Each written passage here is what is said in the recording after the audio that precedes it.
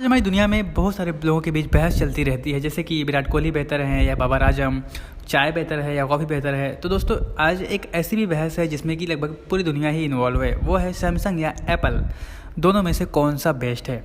आपने अक्सर देखा होगा कि एप्पल वाले बोलते रहते हैं कि भाई क्लास ही कुछ अलग है आईफोन की, वहीं सैमसंग वाले बोलते हैं कि क्लास क्या है, बैटरी तो चलती ही नहीं है, हर वक्त चार्जर की ज़रूरत रहती है।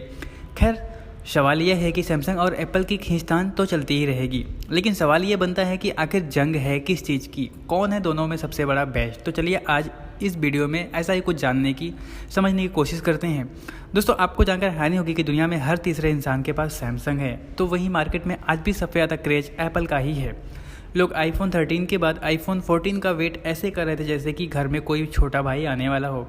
वहीं अगर बिक्री की बात करें तो जहां एप्पल ने एक साल में दुनिया भर में 90.3 मिलियन आईफोन बेचे, तो वहीं सैमसंग ने लगभग 74 मिलियन मोबाइल बेचे थे। लेकिन यहाँ मज़े की बात यह है कि आईफोन की डिस्प्ले, A4 चिप और फ्लैश मेमोरी खुद सैमसंग ही बनाता है, और जहां एप्पल अमेरिका की जीडीपी में मात्र 1% कंट्रीब्यूट करता है, वहीं सैमसंग कोरिया की जीडीपी में 17% कंट्रीब्यूट करता है। तो फिर क्या सैमसंग बड़ा है? पर इससे अलग अगर हम वर्ल्ड इकोनॉमिक फोरम को देखें तो सैमसंग 5वें नंबर पर है और एप्पल पहले स्थान पर है। तो क्या एप्पल बड़ा है? लेकिन दोनों में बेहतर कौन है? दोस्तों ये जानने से पहले इनकी हिस्ट्री देख लेते हैं। अगर हम सैमसंग की बात करें तो इस कंपनी की स्थापना 1938 में ली बैंक चुल ने की थी, और उस वक्त ये कंपनी नूडल्स बनाने का सामान, आटा और मशीन चीन समेत बाकी देशों में भेजा करती थी। इसके बाद 1950 से लेकर 1960 तक उन्होंने लाइफ इंश्योरेंस और टेक्सटाइल सेक्टर में किस्मत आजमाने की कोशिश की। फिर 1969 में कंपनी ने सैमसंग इलेक्ट्रॉनिक्स की शुरुआत की। इस समय कंपनी केवल टीवी बनाती थी, और 1970 में कंपनी ने पहला black and white TV market में लॉन्च किया था। टीवी बनाने के क्षेत्र में हाथ आजमाने के बाद कंपनी ने मोबाइल फ़ोन, मेमोरी कार्ड और कंप्यूटर पार्ट्स बनाने का काम शुरू किया। फिर जब सैमसंग ने 2010 में एंड्रॉयड फ़ोन लॉन्च किया, तब फिर उसके बाद सैमसंग ने कभी भी पीछे मुड़कर कभी नहीं देखा। तो ये हुई सैमसंग की बात। अब बात करते हैं एप्पल की। वैसे तो हम सब एप्पल की कहानी से वाकिफ़ हैं कि स्टीव जॉब्स ने महज 21 ईयर की उम्र में ही अपने दोस्त के साथ अपने गैरेज में एप्पल कंपनी को शुरू किया। कंपनी ने साल 1998 में पहला पीसी एप्पल 1 लॉन्च किया था, 2001 में आईपॉड, फिर 2007 में पहला आईफोन। इस आईफोन ने तो मोबाइल की दुनिया में बवाल ही मचा दिया। अब धीरे धीरे आईपैड, आईवॉच एंड ईयरपॉड्स जैसे तमाम प्रोडक्ट्स की सफलता के साथ साथ एप्पल हर तरफ छा गया। ये तो हो गई इतिहास की बात। अब देखते हैं दोस्तों कि इंडियन मार्केट में दोनों में से बाजी कौन मारता है।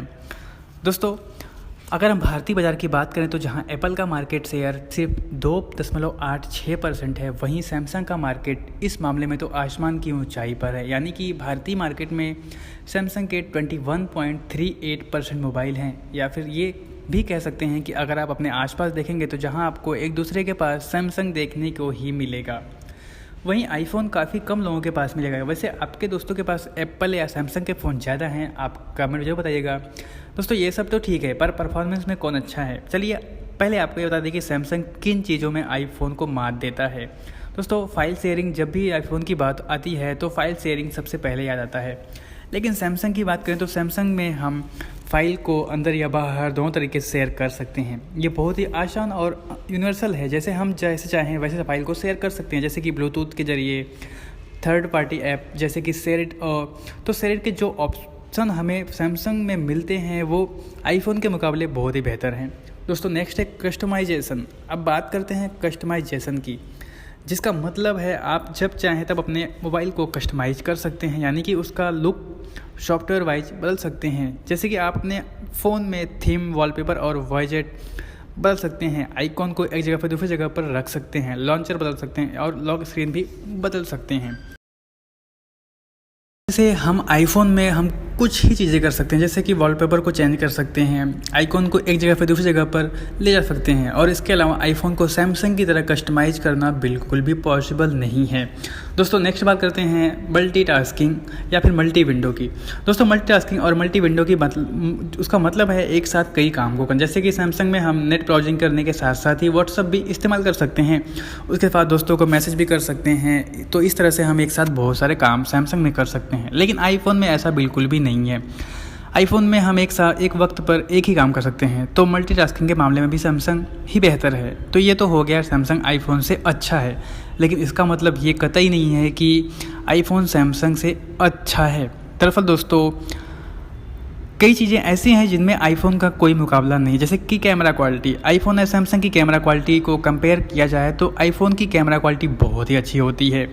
उसकी पिक्चर क्वालिटी एक DSLR कैमरा जितनी बेहतर होती है। एक सैमसंग के फ़ोन का कैमरा अगर 48 मेगापिक्सल है तो वो भी आईफोन के 12 मेगापिक्सल की बराबरी बिल्कुल नहीं कर सकता।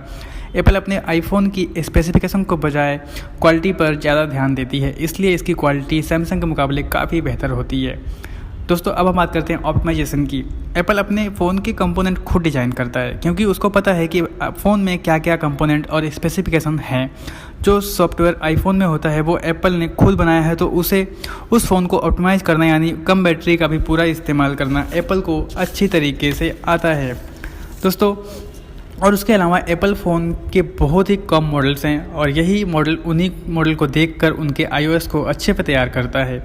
इसलिए सभी डिवाइस अच्छे से और स्मूथ काम करते हैं। एंड्रॉयड में क्या होता है कि गूगल ने एंड्रॉयड तो बना दिया, लेकिन किसी एक डिवाइस को टारगेट करके नहीं बनाया, बल्कि जनरल ऑपरेटिंग सिस्टम ही तैयार कर दिया।